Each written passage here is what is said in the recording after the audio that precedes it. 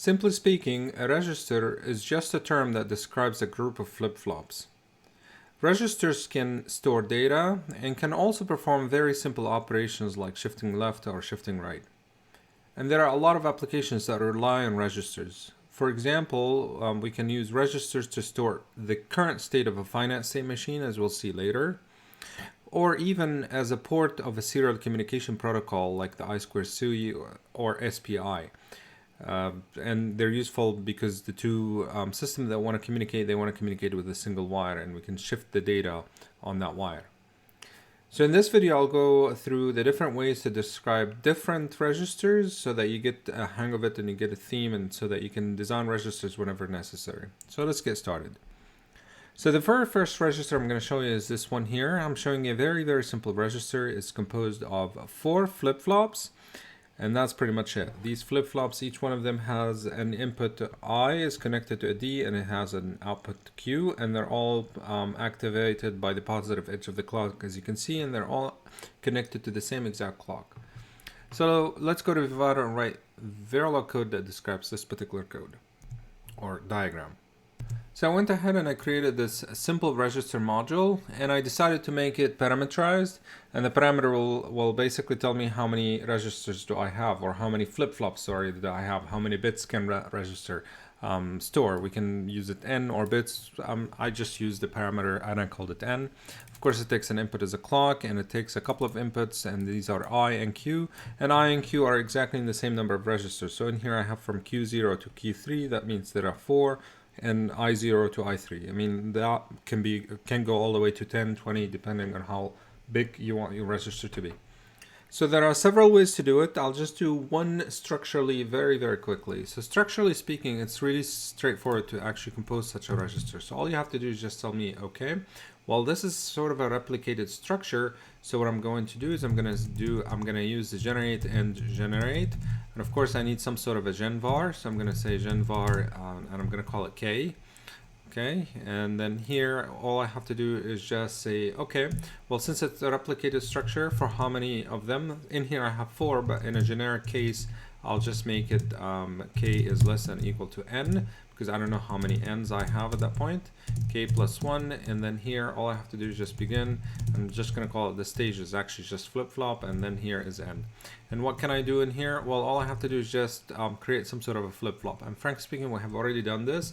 So all you have to do is just maybe the one that had that asynchronous reset. So we can do this here, and all I have to do is just connect certain signals to it. So for example, in here we're going to do dot clock, and we're going to connect the clock to it, and then here we're going to have D, and in the D specifically it's for a single flip-flop. So the D input for a single flip-flop is one of the I's, and I'm just going to say the IK. Of course, I need to, for the Q, I need to also, for a single flip-flop, all I have to do is just QK. And then the rest of the signals, I can leave them clear. Like I don't have that here, but I can have it. So you can do a reset, for example, N, and I didn't do anything here. And I believe that particular one also has the clear N, which is the synchronous and asynchronous. But we can keep them as is. Of course, I can add signals to do the reset, but for the sake of simplicity now, that's basically it. That will create this particular 4-bit register, and this is describing it structurally. And we can do this over and over again, as you'll see. Like all the registers can be described in this way. However, what I want to do is I want to focus on how we can do this behaviorally, not necessarily structurally.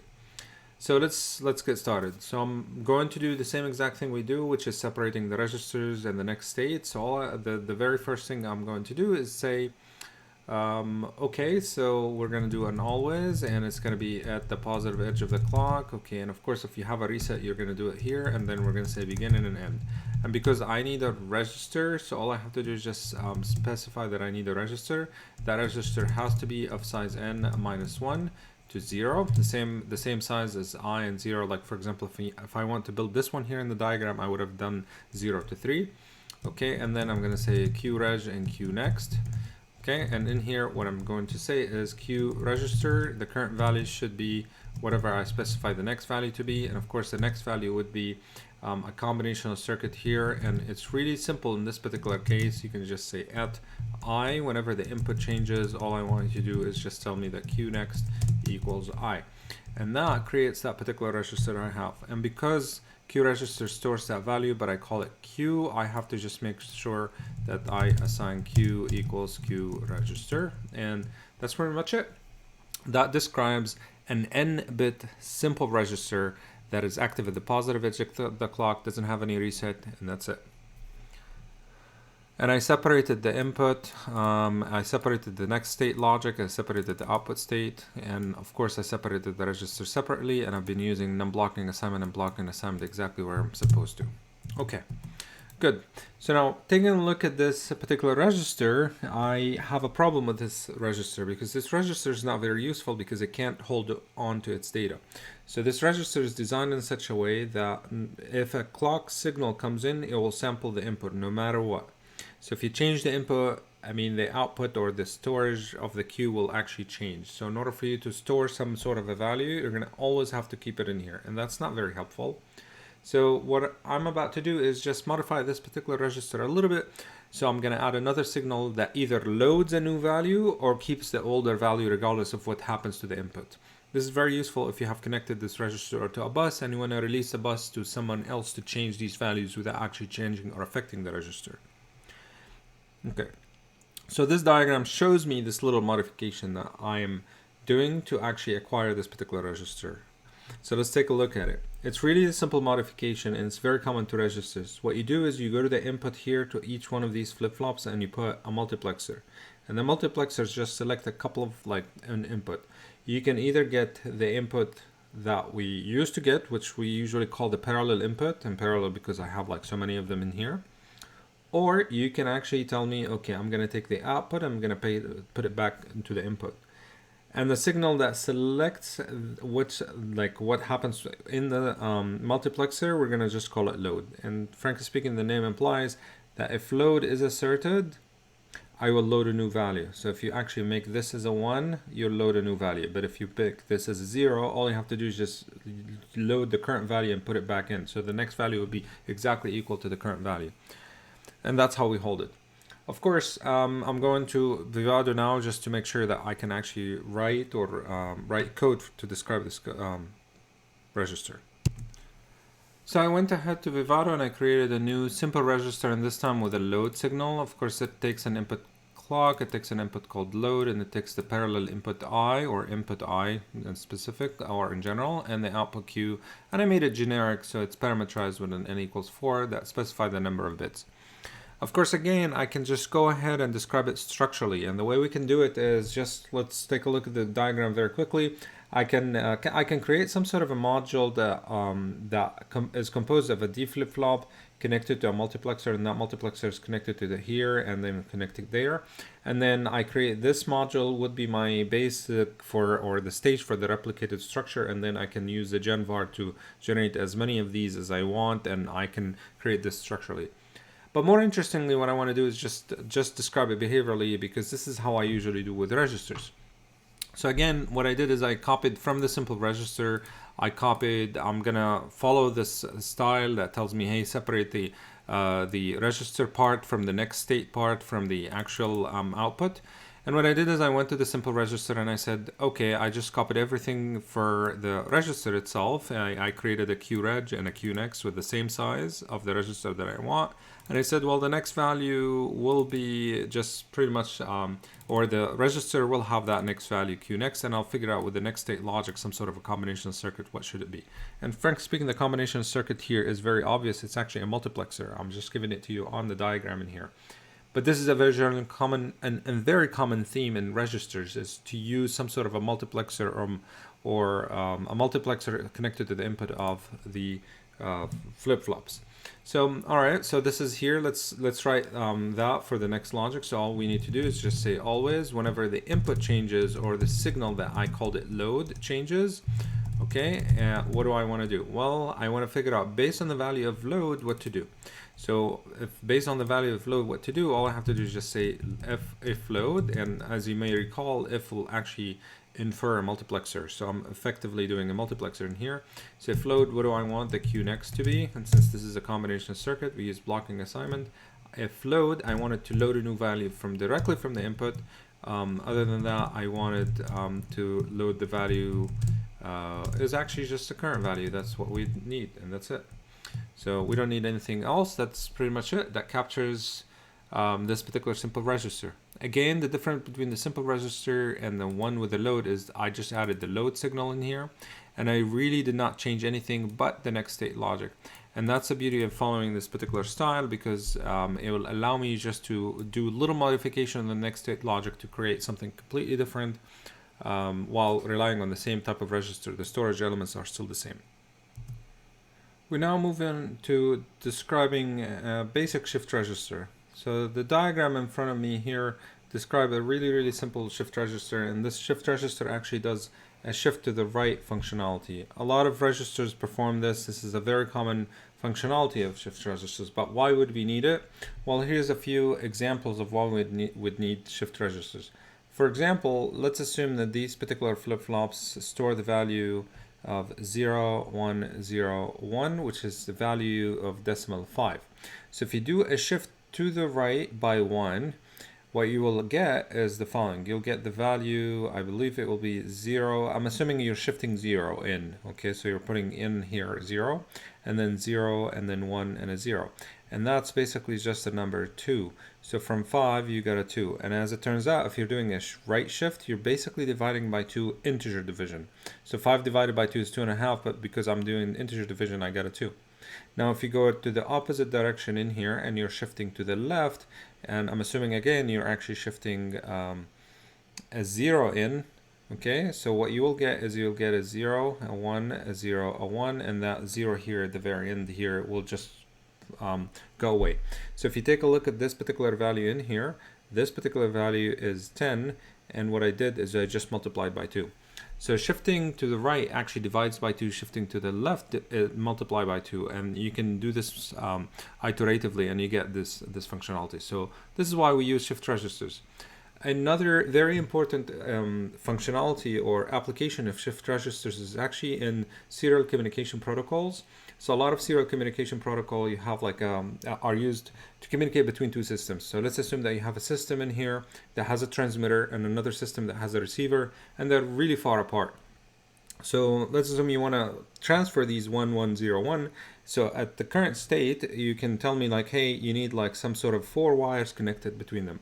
But if these systems are very far apart and you cannot actually afford to have four wires, what you need to do is you need to actually transfer the bits one at a time, and a shift register becomes really useful. So the very first thing a shift register would do is it would load the value, this one in parallel. It would load all 4 of them in parallel, and then we'll do 1, 1, 0, 1, and then it will start shifting 1 bit at a time out. So it will shift to the right, for example, in here. It will shift this value here. Let me just do it this way. For example, we can shift this particular value and it shifts it that way, and then at the same time the other one will be shifting this value in, and then it will shift this value, okay, which is 0. It will shift it here, and the other one will be shifting this value here, and you get the idea. At the very end, after 4 shifts, you should get all of these shifted out, and that's it. So you've transferred one from the transmitter to the receiver. So usually you might find shift registers at the ports of these connections in here, and then the system unloads this in 4 like at the same time and then does something else with it. Okay, so now what I want to do is I want to go and build this particular shift register here. It's a very simple shift register, and we're going to do that in here. So I went ahead and I created this particular diagram or module.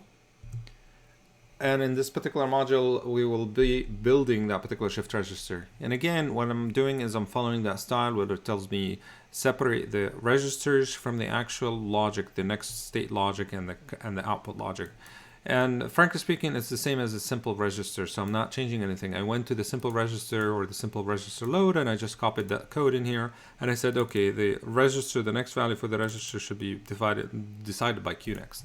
And QNext would be here. I'm gonna just create some sort of a combination circuit that tells me what the next state logic is.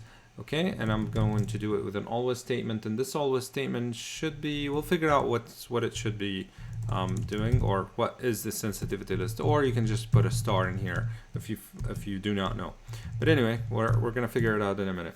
So what am I actually trying to do? Well, I'm trying to figure out what QNext should be, and QNext should be in the following.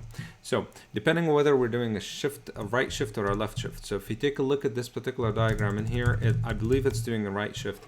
and you can follow the 1s and 0 pattern.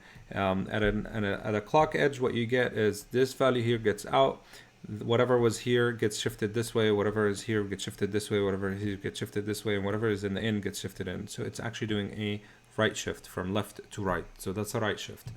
Okay, so we're gonna implement the right shift in here. The left shift is very straightforward and simple adaptation of this method.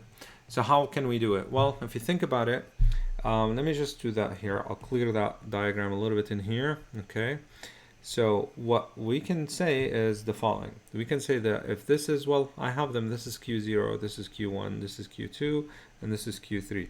What I really want with a shift register is the following.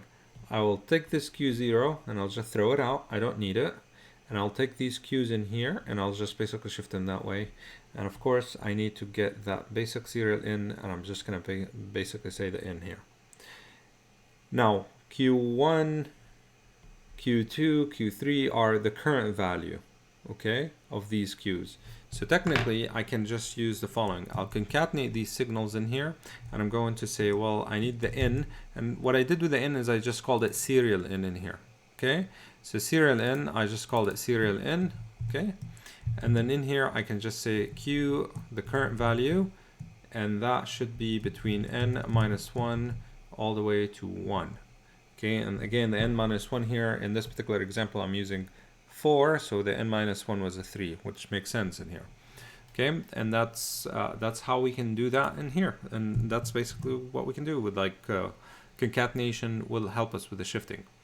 So again, now I have to figure out the sensitivity list. The sensitivity list depends on the serial input that's here, and it also depends based on this one here is whenever the Q reg happens. So whenever a shift happens, I should do the same exact thing. I think I have to copy this here and just do this is the way.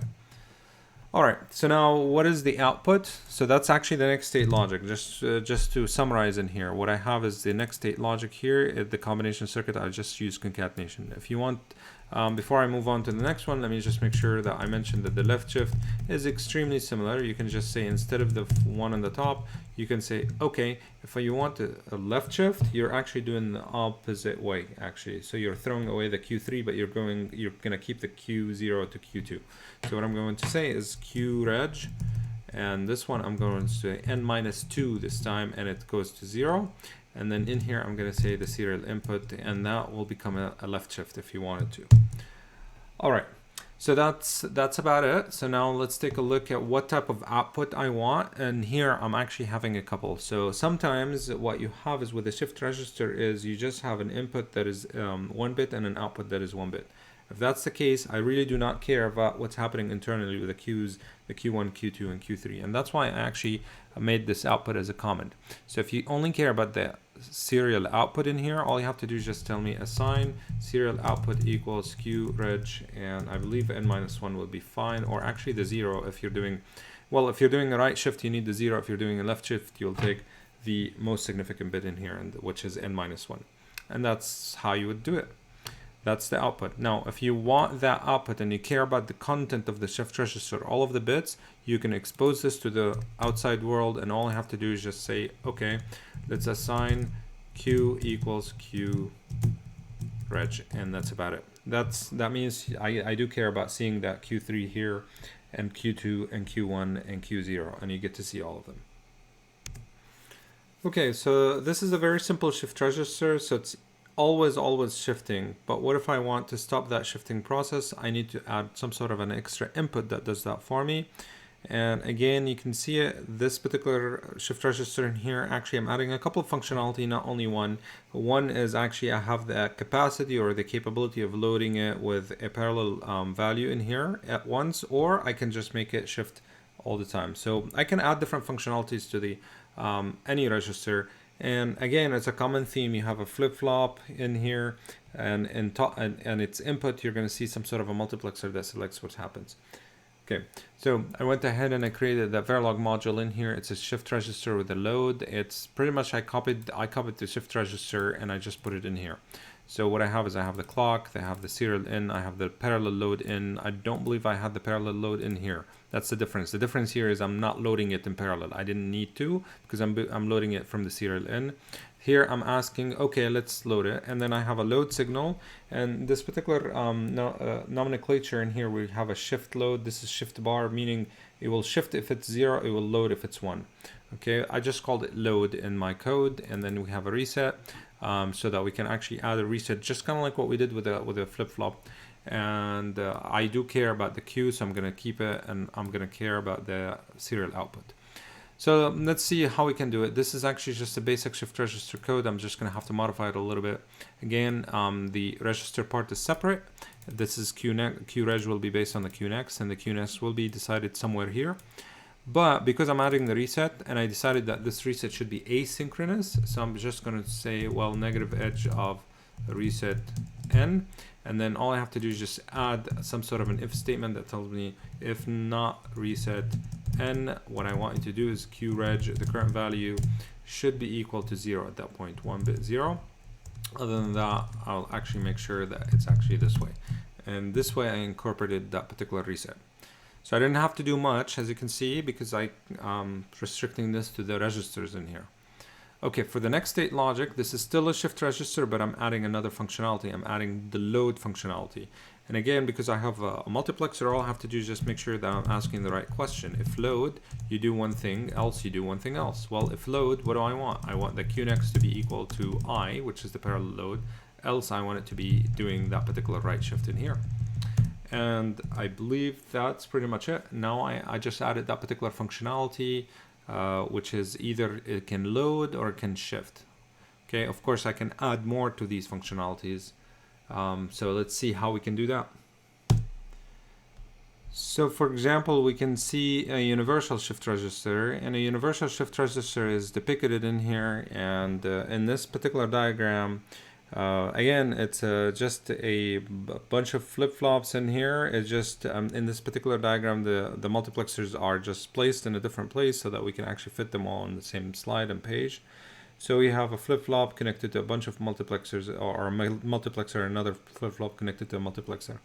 So what does a universal shift register do? You can follow the diagram on your own, but really what I care about if I'm describing its behavioral is what does it exactly do? Well, a universal shift register can actually hold the data, does no change. So it has some sort of a control signal. I'm going to call it S0 or S1. If both of them are 0, 0, nothing will happen to the register. If you set it to this particular pattern, you're going to do a shift right. If you do it to this particular pattern, you're going to do a left shift. This is the same register. Or if you do it as a 1, 1, you're going to do a parallel load from here. Of course, it takes a clear, like synchronous, asynchronous, you choose. And of course, it takes a clock. And you can take a most significant bit in or a least significant bit in so that you can shift it to the right or shift it to the left. Sometimes some people actually take that from the I, but we're going to separate it in this module separately. So I went to Verilog, or I went to Vivado, and I just created this particular module. So this module also have all the signals defined in here, the clock, the reset, the most significant bit in, the least significant bit in, and the I and the S, which is the controls that gives me the mode control in here, which is a couple of bits, and then the Q if I wanted the parallel output. Okay, and again, what I do here is the register part is still exactly the same as the rest of the register. I am actually just making sure that the QNext equals QReg, and because I added a reset and I decided to make it asynchronous, I did it that way.